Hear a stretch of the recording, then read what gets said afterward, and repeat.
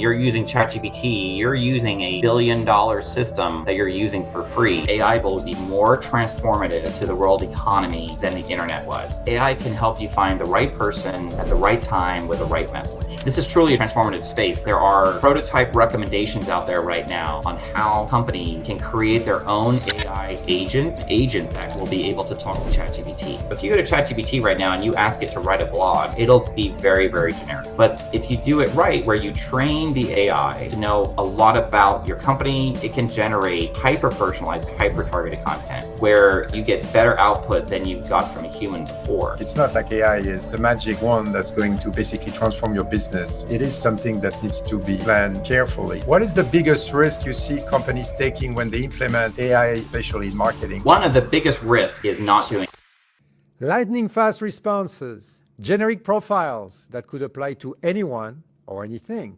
Hot jumps in traffic, the signs of non-human life are everywhere. And the research confirms your suspicion. Nearly half of internet traffic today comes from bots. Not all bots are AI-driven, but more and more are incorporating AI. The dead internet theory claims that there is two things, bots plus AI, that are taking over the internet. Are there any human left on the internet? How do we keep our pipelines full of humans, not bots? And ironically, how can AI tools help us be more successful with our demand gen? If you're having trouble separating fact from fiction, fear no more. The truth about smarter demand gen is out there, and we're going to help you uncover it. Welcome to the HEX-Files Energy Marketing Podcast with me, your host, Arnaud Dasprez. If you want to believe, you've come to the right place.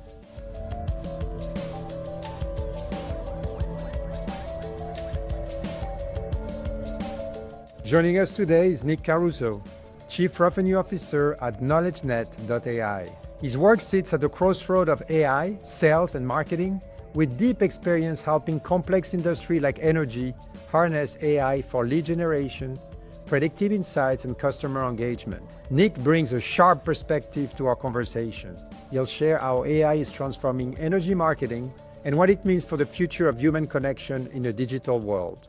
Welcome, Nick. How are you doing? I'm doing great, Arnaud. How about yourself? Doing fine. And I wanted to thank you, Nick, today to be on the show. And we're going to be tackling a little bit around AI and marketing. And I guess, Nick, you've been around the block in terms of technology for a while now. Can you tell me a little bit more about what you're doing in that field and what the whole KnowledgeNet came up with? Sure.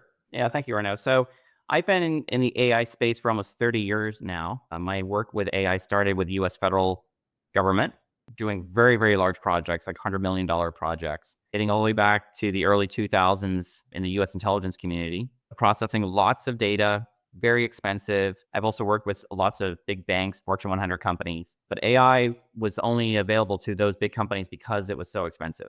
We're talking about big projects. In the last few years, there's been this democratization of AI where now everyone can start using it, which was incredible. So I always like telling people, when you're using ChatGPT, you're using a billion-dollar system that you're using for free. And then maybe you start paying the $20 a month, but it's incredible and transformative for all of my clients. And I'm sure Arnaud has been transformative for you and your clients as well. Absolutely. And the KnowledgeNet AI story, if you can give us a bit of background. Yeah, so again, I've been in the AI space for quite some time. A few years ago, my co-founders and I, we started a company called KnowledgeNet.ai. It's really to help bring AI to every company. So you could be a small business, you could be in the energy sector, but you can start using AI to transform your business. We started with in any business, the number one thing they want to focus on is top of funnel. Getting more, growing their business. So we've been focusing on AI to help companies grow their business, bring more leads into their pipeline, close more deals. But we are involved in all aspects of the business as far as helping with AI. And that's how we kind of met. And as a marketing agency and dealing and working with AI more and more and addressing our clients' questions, issues, and implementation of AI within their organization, we've come to actually use and embrace your technology. One element, that I wanted to address, and I think you have a lot of information and knowledge about, is when we're talking about human versus bot traffic, which is kind of the key issue. How do you tell what's human versus bot today?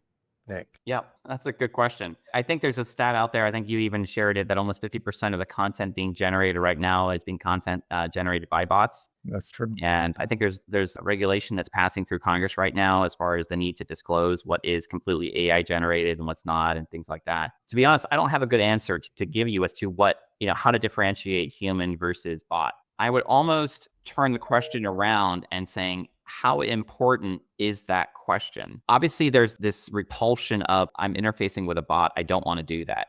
That's the impetus of the question. That's the powerful statement of like, oh my gosh, there's 50% of the traffic is generated by bots. The question to you, Arnaud, is if you were to see a YouTube video and that video was 100% generated by a bot, but the content of the video was very informative and helpful to you, is that a problem? No, I think you're making a point about talking about bot versus AI generated content. If AI generating content is extremely informational, accelerate the way you produce content, it's great. I mean, and we're embracing it and we're using it. Where I see an issue about bot traffic, especially, is it's to identify when a company's pipeline is broken, right? If 50% of your leads come from, or 50% of your traffic or some element of conversion come from bots, you're going to see leads coming in. Potentially, you can see conversion being very low. So you need to be able to address it in an efficient manner. And you need to be able to read and define whether this KPI that you are looking at are true KPI from human or KPI generated by traffic. And that's kind of where what we've seen over the past 24 months is the KPI we were monitoring from a brand awareness standpoint from our client has been evolving because of this element of bot traffic. And we've been gating a lot more content. We've been implementing a lot more tactics to actually eliminate that traffic, filtering out. And that's kind of this element of filtering out that bot traffic that's been taking quite a bit of time and refinement. Because if you're bringing a lot of KPIs that are not considered true, or they are skewing the actually true information, you're also creating a disalignment between sales and marketing, and sales won't believe your data as much as they would see. Do you see that when you're working with your clients? It's a fascinating approach. So my perspective is more on the bot side, and your perspective is more on the marketing side that's receiving that bot communication. And I think you said the word gating some of that content, perhaps, and things like that. What's going to be interesting is, especially for your audience to understand, for the last 20 years, there's been bots. Like Google has a robot, Microsoft Bing has a robot, right? So there are bots called spiders that are going out and spidering the web. Different websites can even instruct bots that say, hey, when you come here, do certain things. And these bots that are spidering your website are very important because you want Google to spider your website so that your searches will hit for SEO perspectives and things like that. With the proliferation of ChatGPT now, and I'm going to use the word ChatGPT synonymously with any LLM. So you could say Perplexity or Copilot or whatever LLM of your choice, but I'll just be saying ChatGPT because it is the dominant leader. When you are now asking ChatGPT a question, it is then going out and actually going to websites to retrieve knowledge to return and answer the question. So that ChatGPT is acting on your behalf to go and visit that website.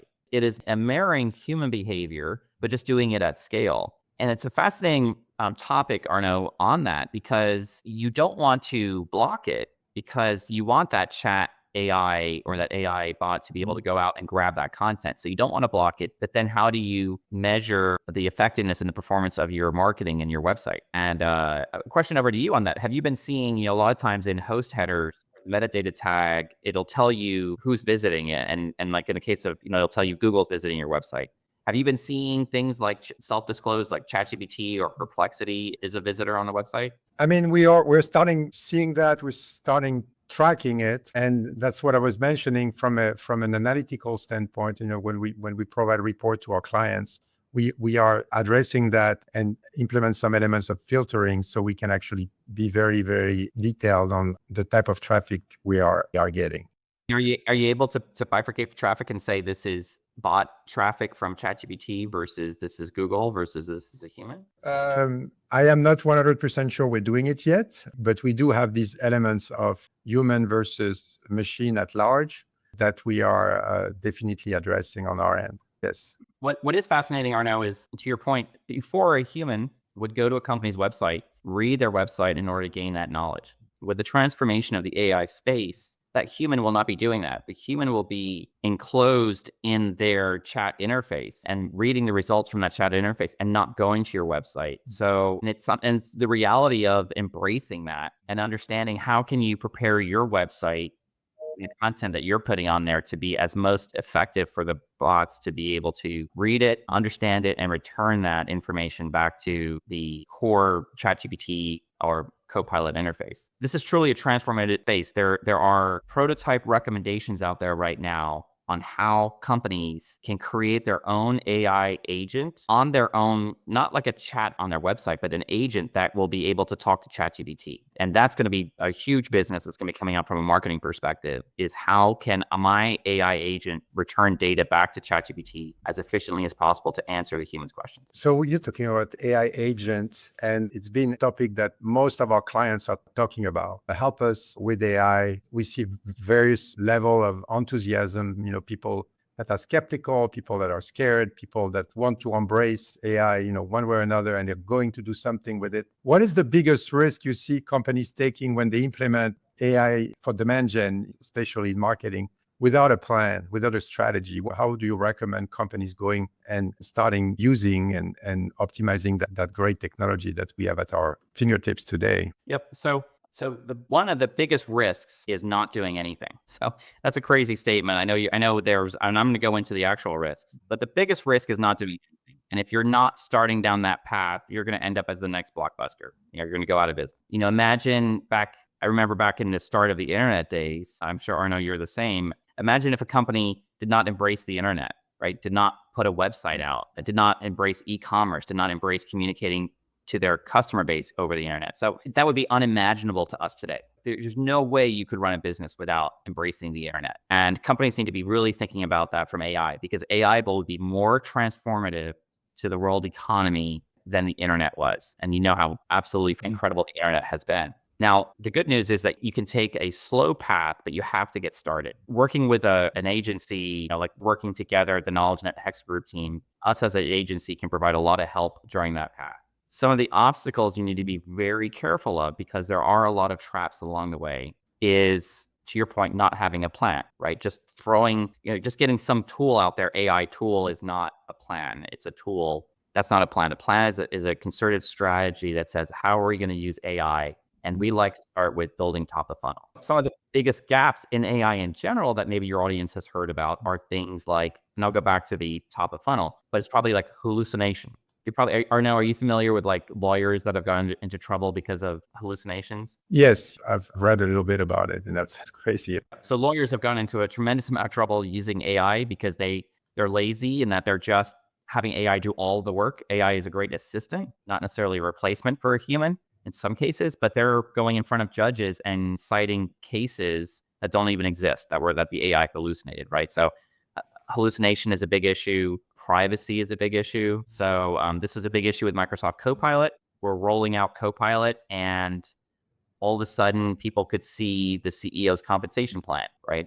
Privacy is a big part. So a well-structured and thought through rollout process. Starting with a top of funnel is a great first step. And that is helping your SDRs, your BDRs, automate that process of finding contacts, reaching out to those contacts. That's a great first step. Website retraffic, website visitors. So on the marketing side, capturing website leads is a great thing that probably been doing for 20 years, Arnaud, right?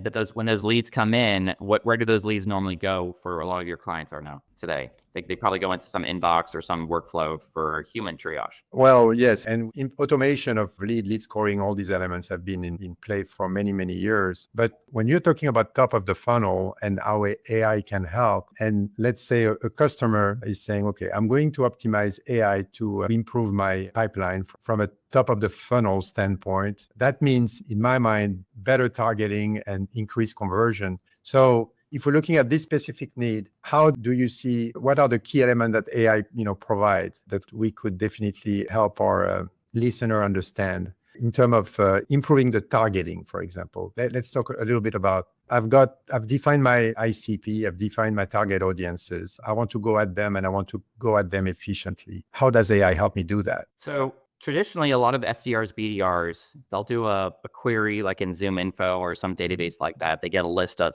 tens of thousands of people, and it's very much a spray and pray approach. So where AI can go in is the ability, I always like to say, AI can help you find the right person at the right time with the right message. And your really effective BDR is trying to do that. They take that list and they do research on the person to find out, is it the right person? Who's the right person in that company? And then how am I going to tailor my message to that person? And maybe I have to go into their LinkedIn profile. I have to read what they're posting about. I have to go to the news. For some of our clients, I go to the SEC filings of the company. I read the SEC filings. If you need your SDRs and your BDRs to be effective, and they are a lot of research to do that, AI is a great fit to accelerate that process. So now you can use AI to automate processing tens of thousands of potential people per day to interact with, and finding it now's the right time with the right message to interface with them. And it's just humanly impossible to do that at scale. So you're saying AI will help me find the people that are the closest fit to my immediate kind of target. That's number one. And second, to address them with meaningful and customized content that actually is through research that the AI agent can develop at scale. Is that what you said, those two key elements? That's correct. Now, unfortunately, there's a lot of bad AI out there. Right. So I think we've all received LinkedIn posts that say, go Buckeyes or go Knowles or whatever. And all they did is they read your LinkedIn profile and they looked at what school you went to. Right. And it's an example of terrible AI. Really good AI truly mimics human behavior in truly reading what you're posting, consuming that, and doing a better job than a human could do to say, what's the best message for me to reach out to this person? And when you only have 2 to 3 lines in a LinkedIn message, you have to be really on point and targeted. We all remember back in the day, even a few years ago, in those automated messages, there were like variables that you would insert, like hi, curly bracket, first name or whatever. A lot of companies right now, it's almost the same thing, like hi, insert schools, that the person went to. But now true AI, it's truly mimicking human behavior and doing a much better job than some person who just came out of college. So a much better job in understanding your target audience and what messages are going to resonate with. How do I get better contacts to reach out versus, like you mentioned, a Zoom Info type of search based on categories or codes? One thing that we find is that many customers, as an example, there's 2 things. They have a treasure trove of data of existing prospects, existing customers. They have a large CRM system of that information, and they're not effectively leveraging it. And the reality is that it's impossible. For example, let's say you had 1,000 customers over a 10-year period. That's pretty reasonable, right? Yeah, absolutely. Out of those 1,000 customers, each of those customers may have had 100 people that in some way were impacted by the service or the product that you had sold to them. Maybe let's just say 10, right? So let's say 10. So 1,000 customers, 10 people in those customers are at least maybe aware of the product or service that you provided. You touched 10,000 people over a 1,000-year period. Is that right? Anyway, let's just say 10,000 people. 10,000 people, where are they now? Did they get promoted in those customers? Did they move? And is your team effectively connecting to them and reaching out to them and saying, you worked at this company 2 or 3 years ago. You were probably aware of our product or services that we were providing. Again, much more tailored than what I'm saying right now. That's a great way that AI can do it. And it's just when you have tens of thousands of people, humans cannot do that. But AI now at scale can do that. That's one of a very effective way that AI can do. And even for yourself, Arnaud, like how long has HEX been in business? Well, almost 30 years now. Makes us younger by the day. So 30 years. So you have touched thousands and thousands of people, right? And you can reference to a person, congratulations on your recent promotion at XYZ company. We used to work with your former, with XYZ company in the past. We worked on this project with them, would love to connect, something like that, right? Just a simple touch point like that. But you, as a human, you can't do that, right? You can't monitor your 10,000 or 20 or 100,000 people you've touched over a 30-year period. Monitoring for change events that have happened in their life to right message at the right time, the right person. to be able to do that. And that's where AI can be transformative. And at the same time, also doing social listening. So we would all like to spend, we all know we should be doing more on LinkedIn as an example, or Reddit or whatever, and listening for people who are fit our ICP and maybe are engaging with our influencers in the market, or engaging with our competitors, or even engaging with our own content we're posting. And are we effectively targeting them and messaging them to them, right? So in the case of your existing clients at HEX Group, Arnaud, right? Yeah. Your existing clients probably get thousands of likes and comments on their posts on LinkedIn on it overall, like daily across all your clients, right? Who is monitoring those likes and comments? Who is saying, oh, this person fits our ICP, they're not an existing client. Imagine if we could target them. So that's where AI is transformative, again, to do things at scale. Nothing really magical. It's just doing things that we would want a human to do, but just your human team can't possibly do that on a daily basis. And that's what a good planning will really help implementing the right tool, because what you mentioned makes perfect sense, but it is work. It's not like AI is the magic wand that's going to basically transform your business from a day over another. I mean, it is something that needs to be planned carefully. More and more clients are coming to us, and with some element of curiosity, caution. Some are overly excited, and we have to basically tell them that this needs to be carefully planned in order to actually get some results. And we need to make sure that it is something that includes scaling. Whether it's scaling your content development or scaling we say scaling, but it's also scaling and refining.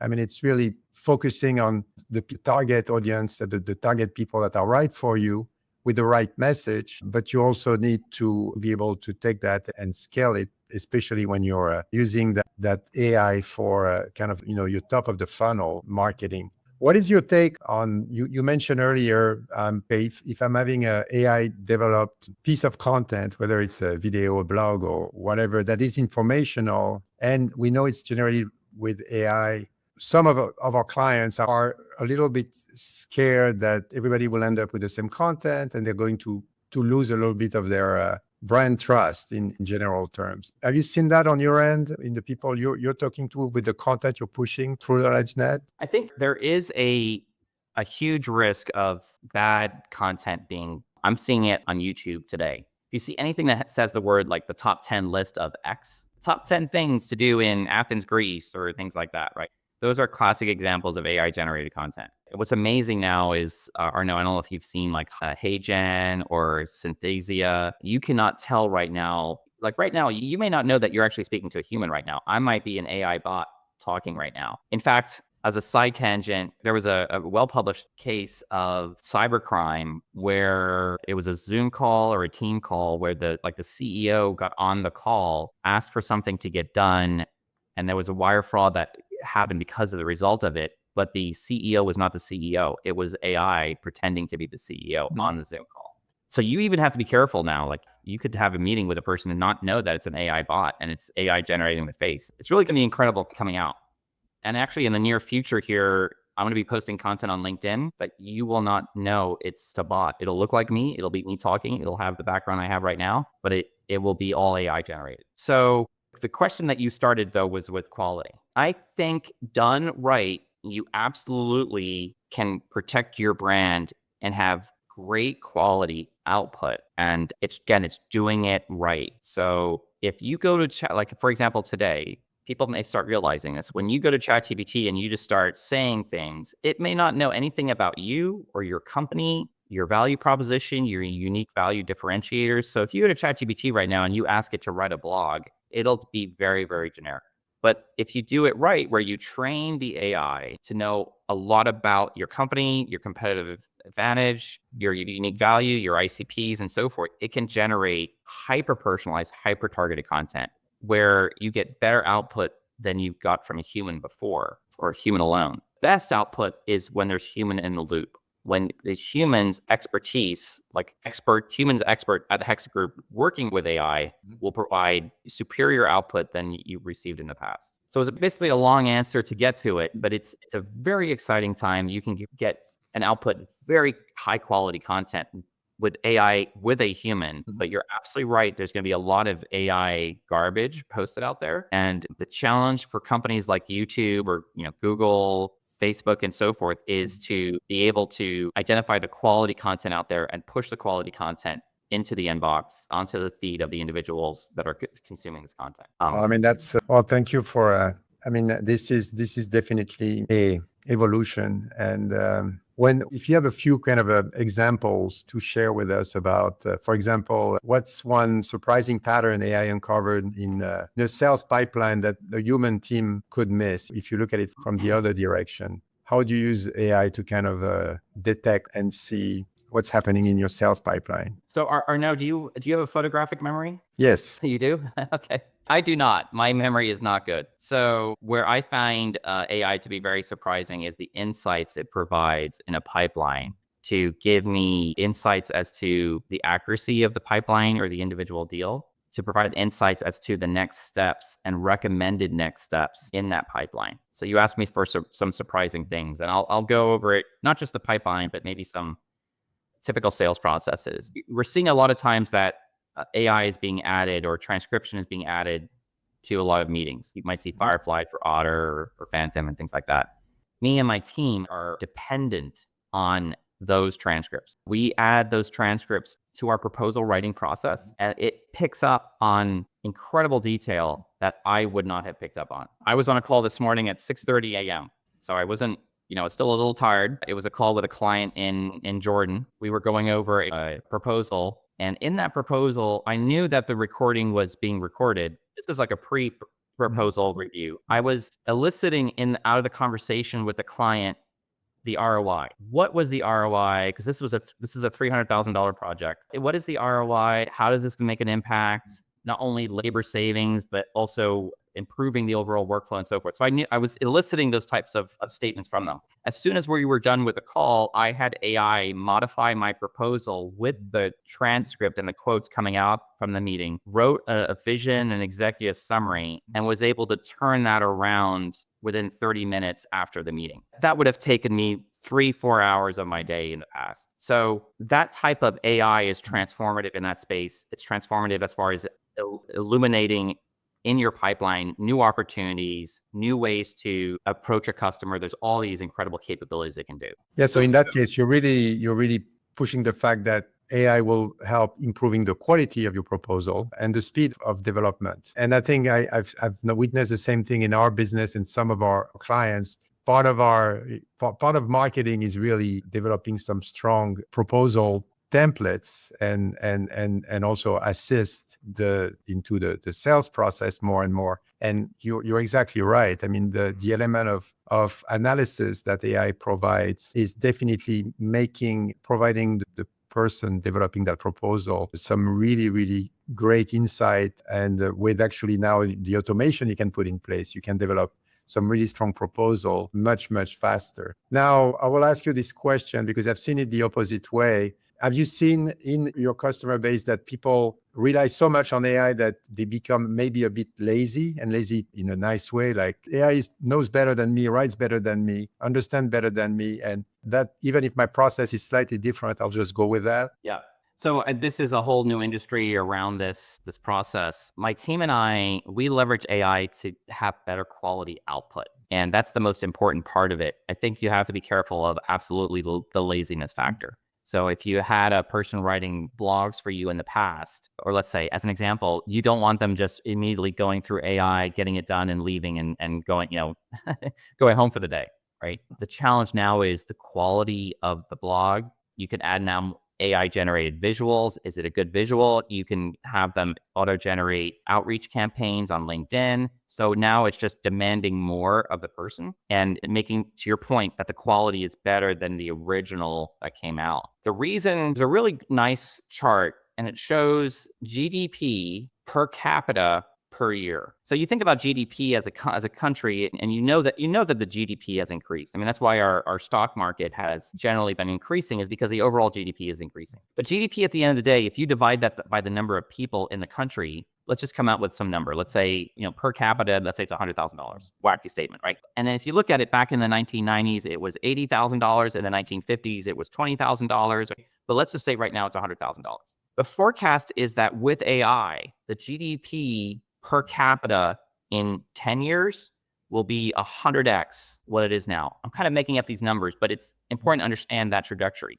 That's why everyone is saying how transformative AI is going to be. So the amount of productivity you get out of one employee will be 10x what they are. And that's absolutely transformative and amazing. And Yeah, we're seeing that today, like in like software development, it is incredibly transformative. And maybe a lot of people don't realize it. They think of AI, they look at ChatGPT. Any company that is hiring software developers right now or uses software developers, the amount of productivity out of software developers will be 100x. And it's already there. It's already 10x today. Like my software development team, what they were doing 3 years ago, I'm getting 10x the output that I did. Yes, I mean, and you had the humanoids market for a lot of the jobs. I mean, skilled labor, unskilled labor, and then your GDP goes even, higher and higher. Right.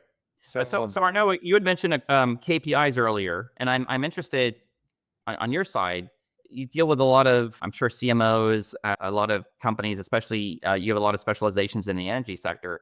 How are they approaching bots versus humans from a KPI perspective, especially with the fact that I know in a lot of teams for marketers, SEO has been a really big thing for years, right? But SEO was all about how to improve your ranking by a Google bot. So how are CMOs and marketers looking at AI? Well, I mean, when we look at, you're talking about KPIs and what matter most for our client, and our client being mostly in the industrial services, energy sector, they are strongly looking at the conversion between MQL and SQLs. So they're going a little bit down the funnel. It's not just about volume anymore. It's about really conversion, right? And so that's one key metric that is becoming more and more important in our role, because historically, I mean, when we're doing marketing or marketing engagements, people were looking at really more of a brand awareness and top of the funnel. And now they're looking at awareness, of course, really this conversion between MQL and SQL and alignment between sales and marketing.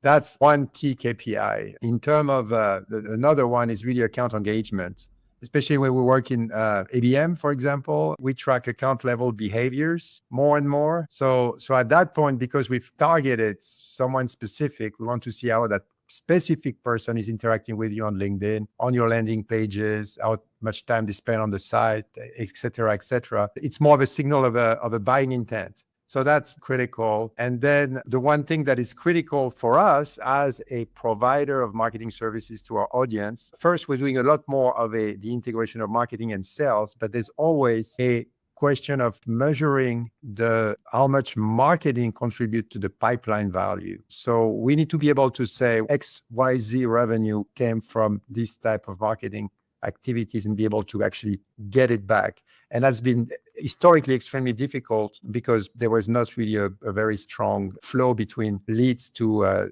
revenue. CRM are not used to the element of quality that they should be, processes. So that's definitely an element of KPI that we're measuring. And when you're talking about a more educated and type client, they want to know the performance of the content. So a white paper, a case study, usually long form content or some type of video by target audience, and most important, by persona. We, little anecdote here, but we were doing a worldwide campaign for a seal manufacturer of industrial seals. They wanted to know the consumption of their content per persona per region of the world. I mean, so really we get really deep to see exactly what works and what doesn't work. So those are kind of the key KPI to target, knowing that at the end of the day, if we could get a cost per opportunity, I mean, that would be phenomenal. But this is something that we wish we do. We don't always reach it.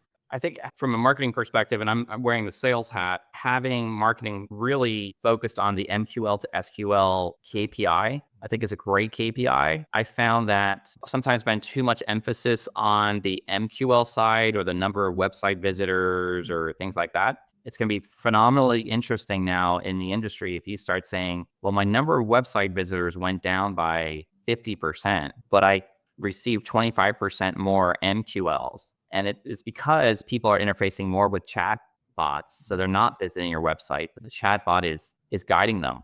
And I've even worked with some very small businesses that are not in the first few pages of Google search results, but their MQLs have spiked because the chatbot is recommending their product or service. So it's very transformative now in that space. But ultimately, you're right. I mean, ultimately, it's number of closed deals. And I think that in B2B, especially in the industry we work in, you get engaged, whether it's in-house or using an external resource such as a Hexa Group, people want leads. And that's a phenomenal issue in the market because without brand awareness, it's hard to get leads. And then when you back to leads, back to what you were saying, Nick, it's marketing qualified leads, and then there's zero conversion to sell. So what we're educating our clients on is really put some thorough emphasis on awareness. Build your brand at a high level, build your brand of your product at the product level, and then really look at your MQLs to SQL conversion, because that's where you're going to get to revenue. And AI, back to what you were mentioning, will help the sales teams close those qualified leads with kind of this the technology and the analysis that AI can provide. So that's really the one, I think, with the shift in what we see is really that we are putting more emphasis in some awareness metrics and not too much on website visitors, but more content out there on more websites and resources. Get people talking about your brand on Reddit, YouTube, social media, LinkedIn, things like that. That's going to be critical because that's what the bots are going to be picking up on, which will influence people using your platform. I completely agree. So, Nick, I think we've been covering quite a bit of topics of conversations here. And if you had a last kind of advice to provide our listener in energy or in kind of industry, B2B field, and people that are still skeptical about AI and its value, what would be your recommendation of where they should start? I would say pick up the phone and call Arnaud. I think it's critical. I mean, I think all of your customers probably have annual objectives and quarterly objective. And I think everyone should have a quarterly objective to see how they can